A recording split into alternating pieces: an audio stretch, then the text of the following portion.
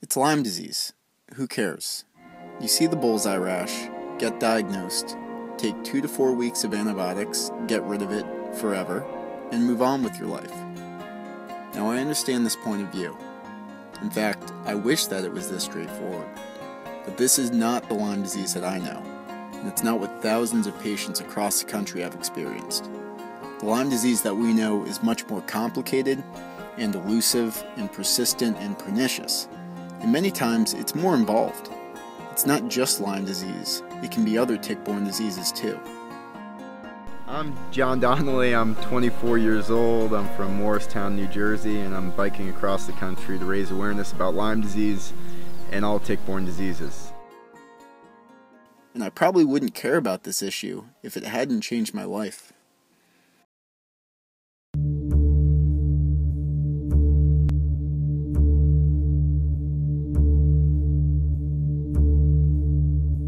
Tick-borne diseases are a national health crisis.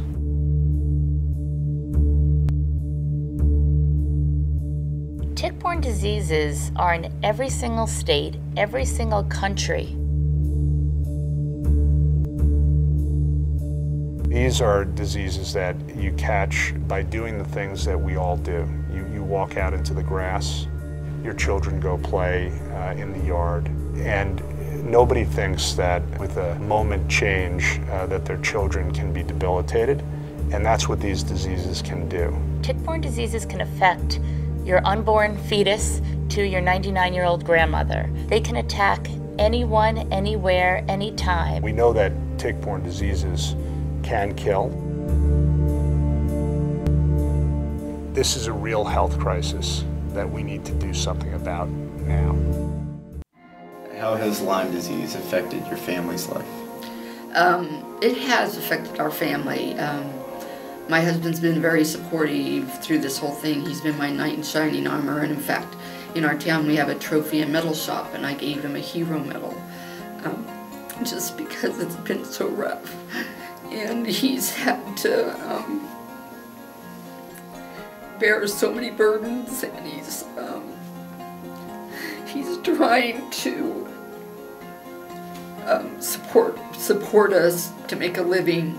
He's been very supportive. I'd call in the middle of the day and say, "You've got to come home, I'm just so sick." And he would stop his day and come home and be with me. And it's just been, at first, I don't think my family knew how sick I was. I didn't know how sick I was. And then, as it's gone on, I think we found a new normal. They know that Mom may or may not be able to be at Thanksgiving. They know that I may or may not get to go out to eat.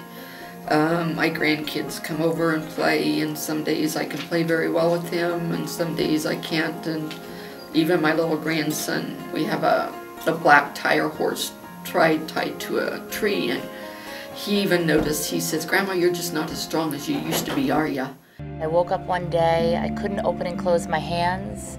I had severe flu-like symptoms. I lost feeling in my legs. I had a large range of diverse symptoms: night sweats, inability to sleep, massive fatigue, and full body shakes.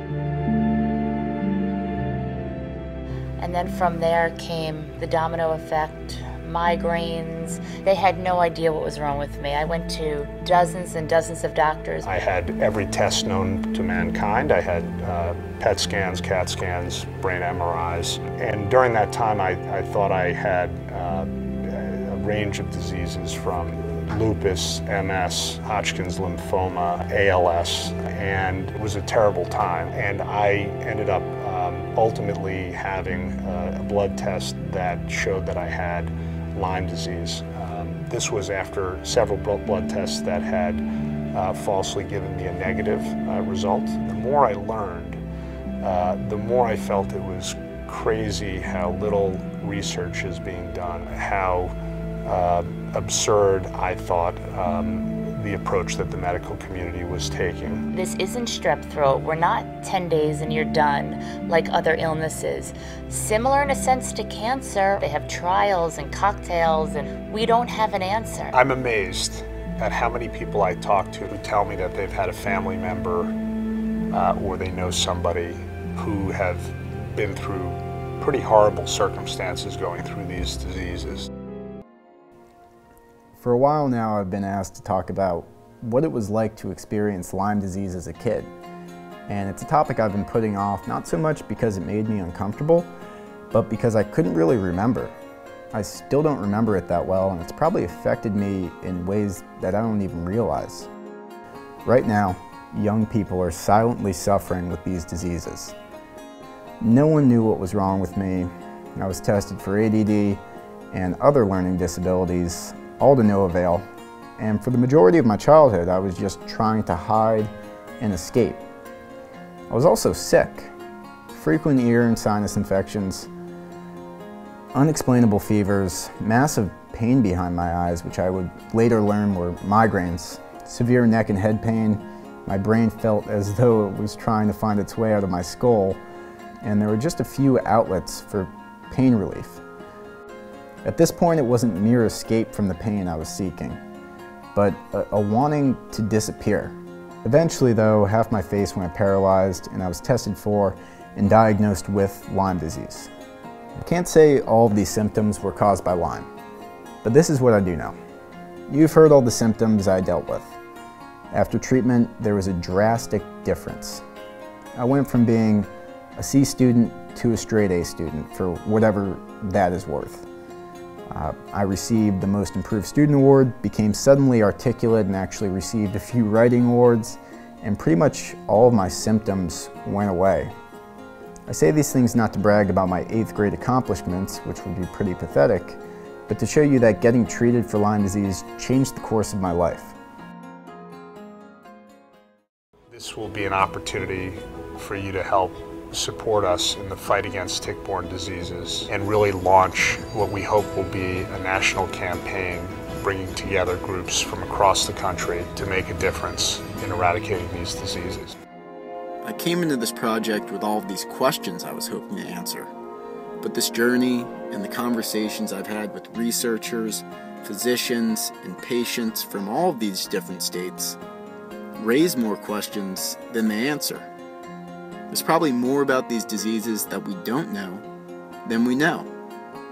But the one thing that seems unspinnable and terrible and true is that a meaningful number of people do not get better after the prescribed treatment. Everything that I've experienced points to more research, more funding, and more government support. I hope that you'll think about these patients when considering this issue. This is a truly national health crisis. We need your support. Thank you.